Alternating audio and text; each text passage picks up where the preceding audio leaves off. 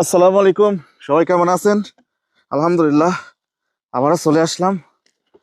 বাবা ওজনও আছে দেখি। তো চলেন, মেশিনটা কোথায় নিয়ে যাচ্ছে দেখলেই বুঝতে পারবেন। ভাই দুঃখ লাগে কি জানেন, আমাকেও এই মানবিক ভিডিওগুলোতে কেউ লাইক দিতে চায় না। এই মানবিক কাজগুলোতে লাইক করবেন, শেয়ার করবেন, আমরা যেন এই কাজগুলো বেশি বেশি করে যেতে পারি। দেখেন কোন নির্জন ঝোড়ের মধ্যে নিয়ে চলে আসছি, কারণ আমরাও চাই যে এই মানুষগুলো ভালো থাকুক। আমরাও চাই যে তারাও 2টা টাকা ইনকাম করে অন্তত তাদের বাচ্চা কাচ্চা নিয়ে একটু সচ্ছল হোক। ওই কারণে আসি। ভিডিওগুলো ভালো লাগলে একটা লাইক দিবেন, একটা শেয়ার করবেন। আর তো কিছু চাই না ভাই, আপনারা ওই মানবিক কাজে একটু অংশীদার হন। আসসালামু আলাইকুম। আসসালামু আলাইকুম আপু, কেমন আছেন? ধরেন, দেখেন এই নুরজাহান, এদিকে আসো, দেখো কি নিয়ে আসছে, আসো। এই দেখো, এদিকে আসো। ওই ছাগল কি খাচ্ছে তো? শরীরের সমস্যা নাই তো? আলহামদুলিল্লাহ ভাই। এটা সেই পাবনা, কোথায় একদম তো কোথায়, অনেক দূর না? সেই পাবনা থেকে, পাবনা শহর থেকে, চাপা মসজিদের কাছ থেকে এটা কিনে নিয়ে আসছি। আপনি এইটার কথাই তো বলছিলেন। আর এই যে সিঙ্গার মেশিন, একেবারে খুব সহজ, সবকিছু সেটিং করা আছে, এখানে তেল মেল দিয়ে দিয়েছে। আর এটা আপনি এখানে বসাতে পারবেন তো এগুলি।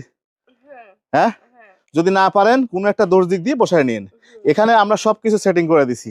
নূরজাহান, এটা কি? মেশিন সেলাই মেশিন। সেলাই মেশিন। আচ্ছা, তোমার নতুন নতুন জামা কাপড় বানাবে তোমার আম্মু। আচ্ছা, তোমার ছাগল কই? ওই যে কই, ওই যে আমাকে দেখাও তো দেখি। এটা ছাগল? ছাগল খাচ্ছে তো নাকি? হ্যাঁ। এই যে আমার এক আপু ছাগল দিয়েছে, ছাগলটা আছে। যাই হোক, এই মেশিনটা দেশে হচ্ছে ওনার বাড়ি সিলেটে, এবং উনি সৌদি আরবে থাকেন, আভা ডিস্ট্রিক্ট। আর এই যে আমরা কত টাকা দিয়ে কিনেছি, এটা হলো ওর রসিদ। ধরেন, এটা হচ্ছে সেলাই মেশিনের ওয়ারেন্টি আছে, কোনো সমস্যা হলে পরে তারা চেঞ্জ করে দেবে। এই যে, হ্যাঁ, আমরা যে দোকান থেকে কিনেছি এর মধ্যে লেখা আছে।